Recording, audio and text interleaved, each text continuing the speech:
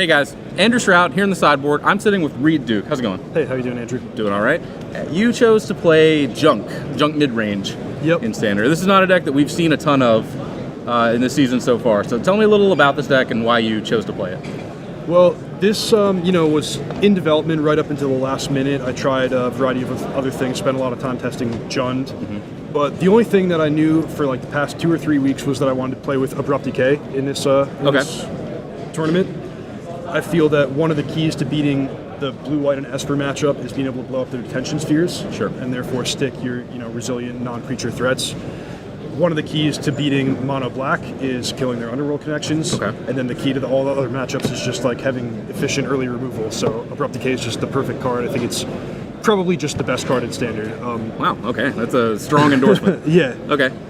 So you started on Abrupt Decay, said my deck starts with 4 Abrupt Decay, and then the next step is figuring out what the best shell to build Abrupt Decay. Exactly, yeah. I thought a lot about playing like Black Devotion with a green splash, and I think that could be a really good deck as well, but I just really like the green creature base, the Courser of Krufix, Scavenging Ooze, and Sylvan Caryatid. All right, yeah, your early game here, you have in your creature base a lot of 2-ofs, a lot of diversity, but you have one kind of a core of early game threats. You have 4 Scavenging Ooze and 4 Courser of Krufix, and then 4 Sylvan Caryatid as kind of your base as well. Yeah, those are really the bread and butter cards that you want to see every game pretty much, and then a lot of the high end is diversified, but the Courser is really key. Okay. Yeah, so past those creatures, once you get to the kind of the whammies, you've got 2 Pulchronos. You're a green deck, you're going to have some Pulchronos. Yeah, it's a good fills a hole in the mana curve too. There's not many other 4s. It is actually your only 4-drop, right? Yeah, okay. So 2 of those, and then you mentioned you have 4 5-drops, a pair of 2-ofs that you said were key and that you really wanted to, like, you kind of, like you said with Abrupt Decay, these were cards you really wanted an excuse to play. You have 2 Abzan Ghost Council and 2 Archangel of Thin.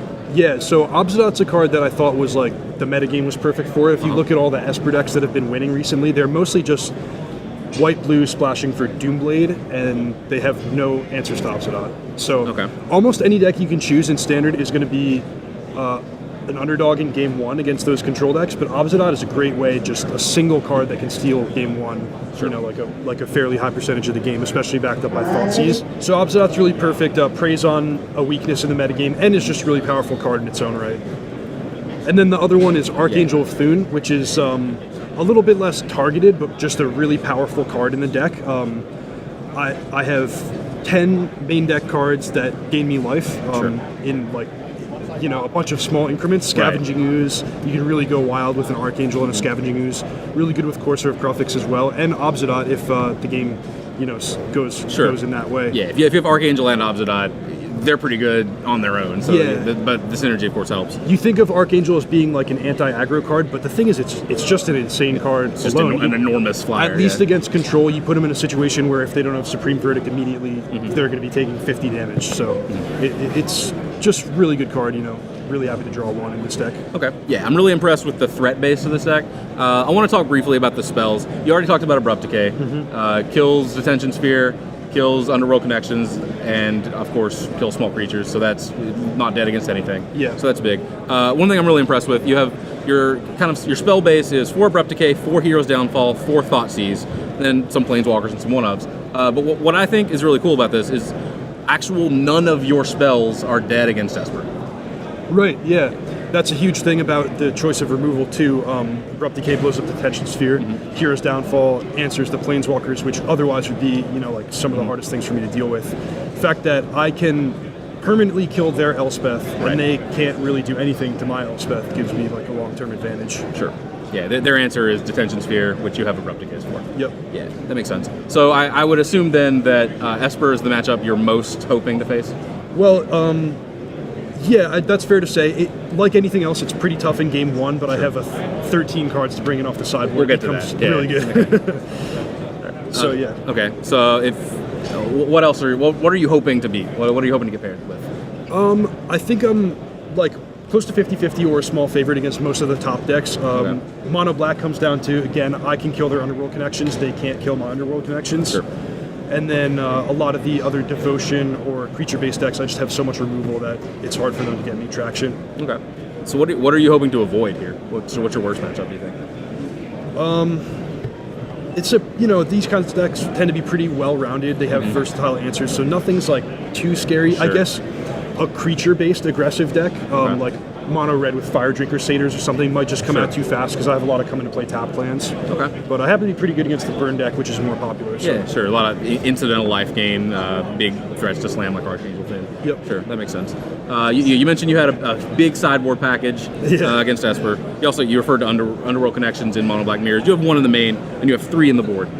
So we'll kind of go over each of the cards in the sideboard, kind of one by one, and just tell me why they're there and then where you bring them in. Yep. We'll start with the 3 Underworld Connections again. That's going up to 4 total. Yeah, that's my late game plan in the slower, grindy matchups. Basically, mono black and Esper.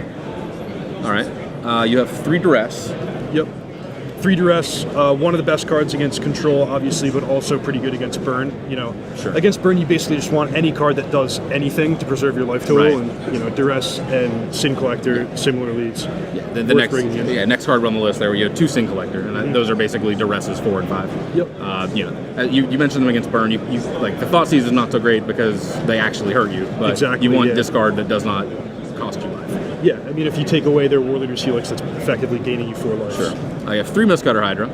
Yeah, that's mono blue and Esper. Sure. And so this is 3, 6, 8, 11 total. I guess this is your anti-Esper package. Yeah, and a couple of one-offs. Yeah, it looks like the rest of your board is one-ofs. 1 Golgari Charm. Yeah, a 5th way to destroy enchantments, and against Esper you can also regenerate from Supreme Verdict, or you can wipe out their Esper token, their Elspeth tokens. So just really versatile, good utility Like a card. kind of well-rounded extra Abrupt Decay. Pithing Needle.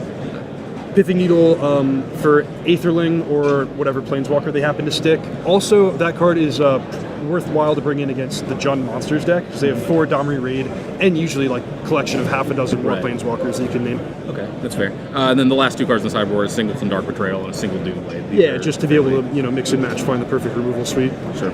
All right, so we are just starting the second standard portion of the tournament. Right. How'd you do in the first standard portion yesterday? I went 3-1. 3-1? 1-1 against the black-white mid-range deck, which is a close, grindy matchup, but overall, no complaints. Sure. And you're X2 so far Yeah, in the tournament. 9-2. Yep. All right, so you're kind of within sniffing distance then, huh? Yeah, I mean, it's still early to count anything. Oh yeah, but, of course. So far so good. I'm put it trying to that way. jinx you, but you're sidestepping. It's cool. Thanks for sitting down with me, man. Yeah, pleasure. Stick around. We've got plenty more coverage coming to you of the Invitational here in Charlotte.